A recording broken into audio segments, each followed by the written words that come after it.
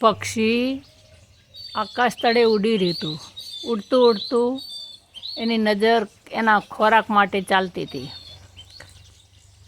એમે જોતાં એક જગ્યાએ એને માંસનો એક લોચો જોયો. તરત નીચે ઉતરી અને પછી માંસનો લોચો લઈ અને નીકળ્યું પાછું આકાશ તળે. એને વિચાર કર્યો કે શાંતિથી કોઈ સારી જગ્યાએ બેસી અને પછી ખાઈશ.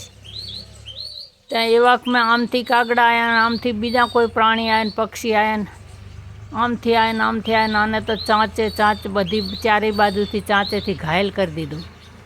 આ પક્ષી વિચારવા માંડ્યું કે મેં કોઈનું બગાડ કર્યો નથી, કોઈનું કાંઈ પેલું નહીં, ના મને શું કામ મારે, આ બધા પરેશાની શું કામ કરે.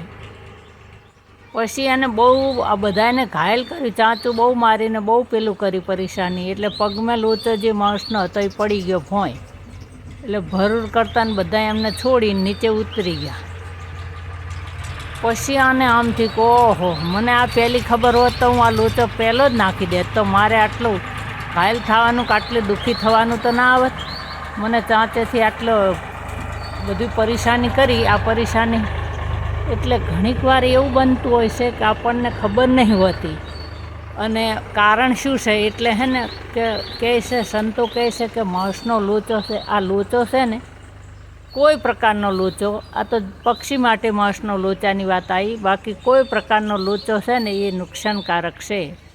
એને સમજી વિવેકથી વર્તમાન કરવું, વિવેકથી કર્મ કરવું, આ સંતોનો સંદેશ છે. જય સદગુરુ સાહેબની, ધનારામ સાહેબની એ જય.